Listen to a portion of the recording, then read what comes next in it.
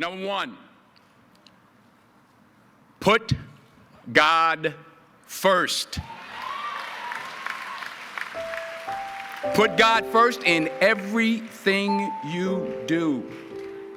Everything that you think you see in me, everything that I've accomplished, everything that you think I have, and I have a few things, everything that I have is by the grace of God. Understand that. It's a gift. 40 years ago, March 27th, 1975, it was 40 years ago, just this past March, I was flunking out of college.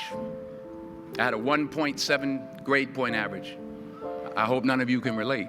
I had a 1.7 grade point average. I was sitting in my mother's beauty shop. They still call it beauty shops now? What they call it now? Yeah, I was sitting in the beauty parlor.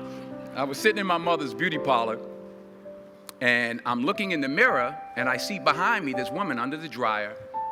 And every time she looked up, every time I looked up, she was looking at me, just looking me in the eye. And I didn't know who she was, and I said, she said, somebody give me a pen, give me a pencil, I have a prophecy.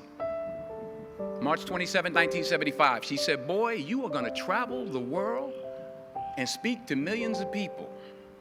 Now mind you, I was flunked out of college. I'm thinking about joining the army. I didn't know what I was gonna do, and she's telling me I'm gonna travel the world and speak to millions of people. Well, I have traveled the world, and I have spoke to millions of people. But that's not the most important thing, the success that I had. The most important thing is that what she taught me and what she told me that day has stayed with me since. I've been protected, I've been directed, I've been corrected. I've kept God in my life, and it's kept me humble. I didn't always stick with him, but he always stuck with me. So stick with him in everything you do. If you think you want to do what you think I've done, then do what I've done and stick with God. Number two, fail big. That's right. Fail big. Today is the beginning of the rest of your life, and it can be very frightening. It's a new world out there. It's a mean world out there, and you only live once. So do what you feel passionate about. Take chances professionally. Don't be afraid to fail. There's an old IQ test, was 9 dots, and you had to draw 5 lines with a pencil within these 9 dots without lifting the pencil. The only way to do it was to go outside the box. So don't be afraid to go outside the box.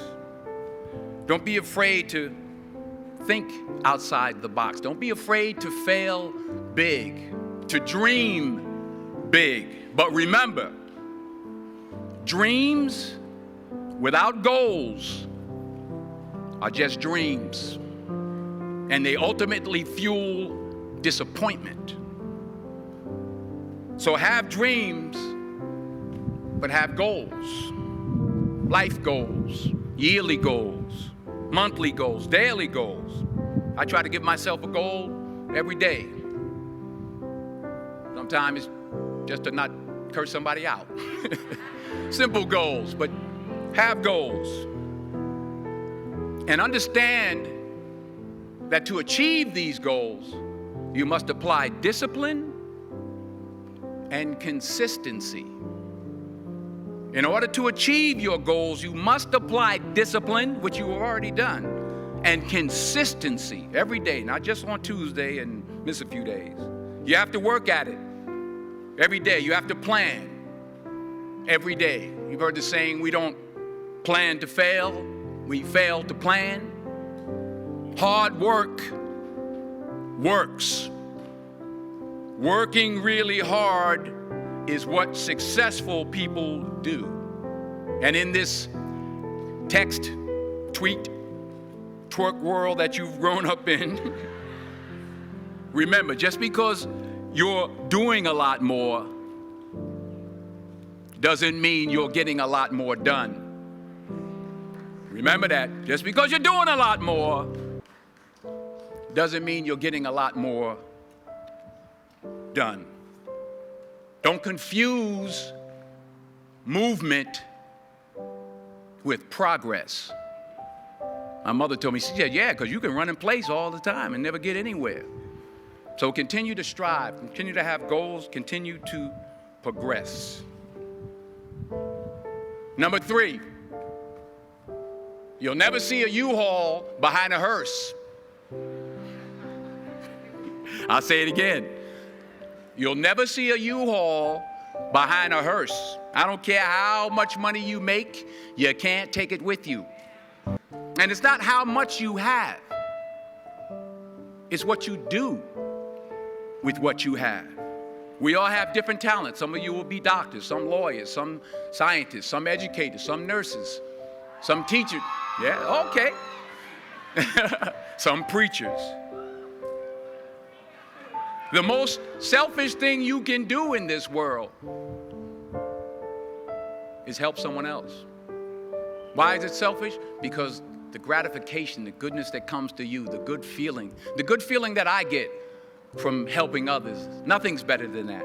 Not jewelry, not big house I have, not the cars, but it's the joy. That's where the joy is, in helping others. That's where the success is.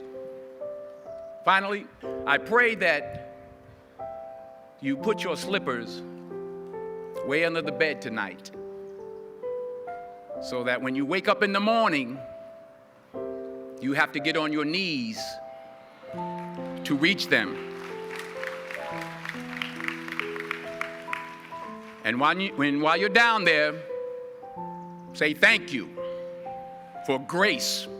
Thank you for mercy. Thank you for understanding. Thank you for wisdom. Thank you for parents.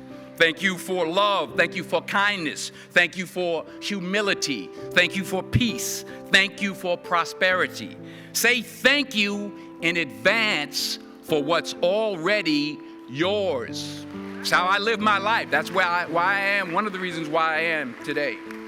Say thank you in advance for what is already yours. True desire in the heart for anything good is God's proof to you, sent beforehand to indicate that it's yours already. I'll say it again. True desire in the heart, that itch that you have, whatever it is you want to do, that thing that you want to do to help others and to grow and to make money, that desire, that itch, that's God's proof to you, sent beforehand already to indicate that it's yours. And anything you want good, you can have. So claim it. Work hard to get it. When you get it, reach back. Pull someone else up.